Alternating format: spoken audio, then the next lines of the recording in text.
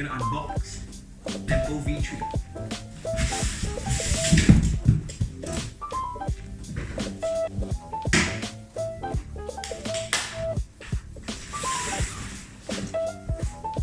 So in the box we have charger,